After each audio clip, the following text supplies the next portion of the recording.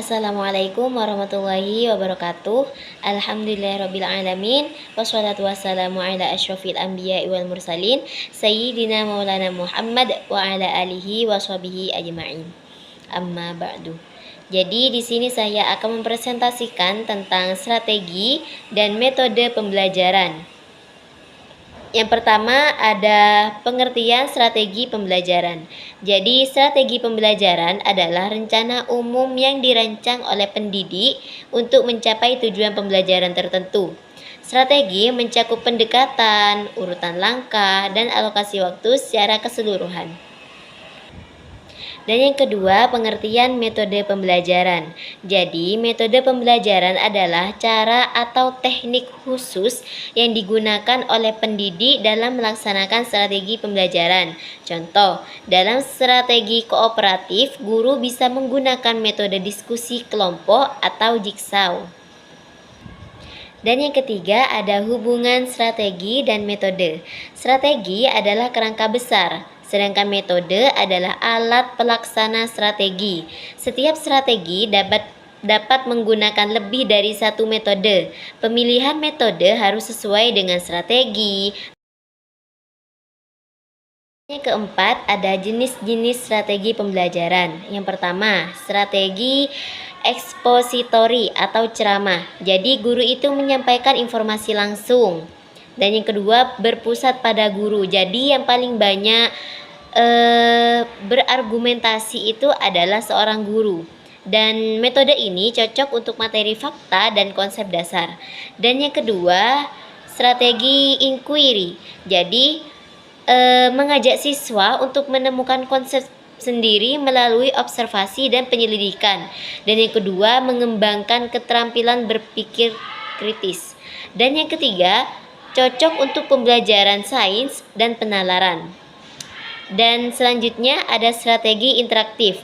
Jadi metode ini fokus pada komunikasi dua arah antara guru dan siswa. Contoh seperti diskusi kelas, tanya jawab. Jadi ini menumbuhkan partisipasi aktif.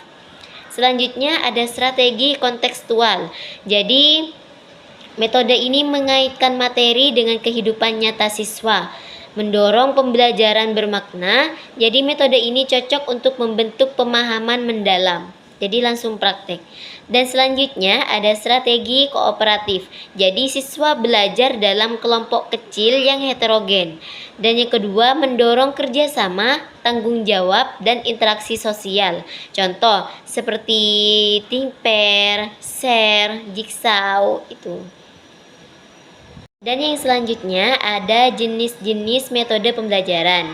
Jadi ini hampir sama dengan strategi pembelajaran. Yang pertama, metode adalah pelaksanaan teknis dari strategi.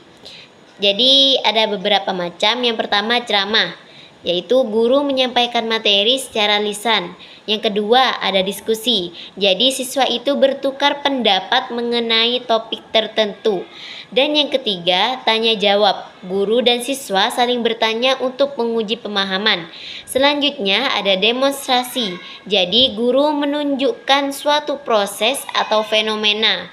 Dan selanjutnya eksperimen.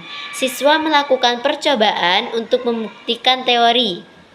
Dan yang selanjutnya role playing atau bermain peran. Jadi siswa itu memerankan situasi tertentu. Selanjutnya ada studi kasus. Jadi siswa itu menganalisis suatu kasus nyata atau simulasi. Jadi pembelajaran berbasis proyek, dalam bahasa Inggrisnya itu project based learning. Jadi siswa itu dapat menyelesaikan proyek yang terintegrasi dengan materi pembelajaran. Selanjutnya ada faktor yang mempengaruhi pemilihan strategi dan metode. Yang pertama, dalam menentukan strategi dan metode pembelajaran, guru perlu mempertimbangkan. Jadi mempertimbangkan beberapa aspek. Yang pertama, tujuan pembelajaran kognitif, efektif, atau psikomotorik. Nah, yang kedua, karakteristik siswa. Jadi dilihat dari usianya, gaya belajar, latar belakang sosial, seperti itu. Dan selanjutnya, materi pelajaran. Ini apakah bersifat teoritis atau praktis? Nah, gitu. Dan selanjutnya, waktu yang tersedia. Jadi, guru itu berpikir apakah cukup untuk berdiskusi atau proyek. Selanjutnya, ada sarana dan prasarana.